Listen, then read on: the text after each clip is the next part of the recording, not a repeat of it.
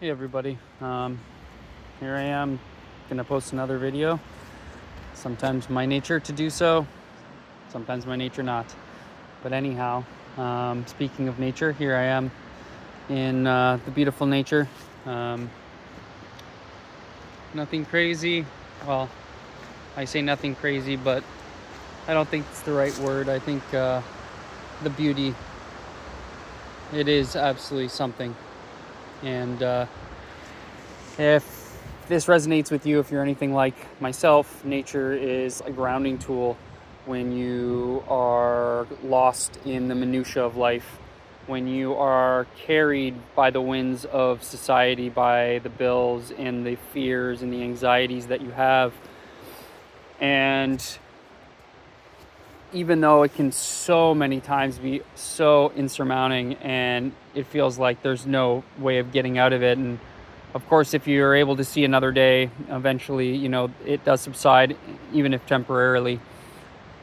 And one thing that I've done, and in my experience, I have extreme panics or, partial panic attacks where I feel my heart rate rising to the point where I feel like it's going to burst out of my chest, and the depression and the hopelessness is just insurmountable. And nature has always just been the thing that grounds me. It doesn't mean it brings me back to baseline. That would be a fantasy, or I'd be lying to you if I said that, but I would be saying to you truthfully that nature pulls me back into the true reality more. It slows the fast-paced mind down, and I'm so grateful for reality, for the truth. There's a saying, nature doesn't lie.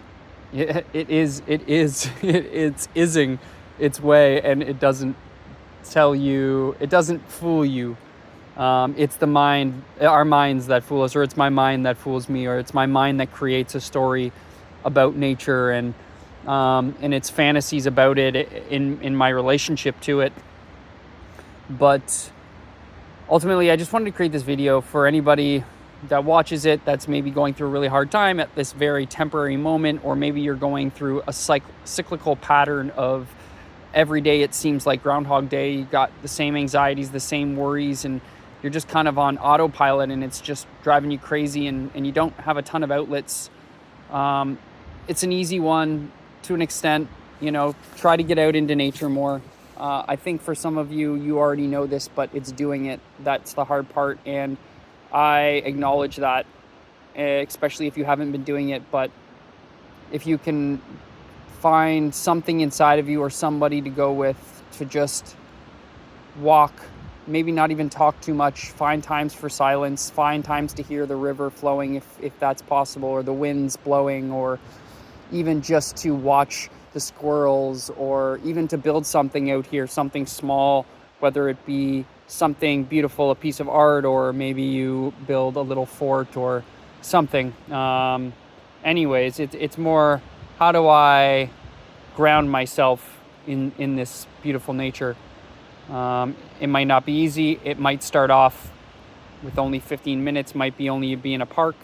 If you're not in cold winter weather right now, like I am here in Canada, take off your shoes, put your feet on the earth, put your feet in the water, feel life flowing through you. Let the mind stop, or at least ease off through a different stimulation rather than the social media, the phone, the outside noise, the inside noise from the outside, that is just really on autopilot.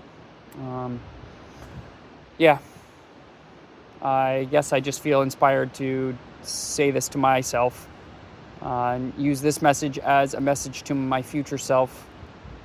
And I ask for the strength, the courage to continue when I'm in a spirally state, to come back to this place called nature, that is fundamentally the truth. It's the most grounding for me. And so I'm grateful. And I'm grateful that there's this opportunity to share this, and then this opportunity for this to maybe afford somebody the possibility to go into nature, or to listen to the birds outside their window, or something that attunes us to the less chaoticness of of daily life in the race of humans, wherever you are. But anyways, much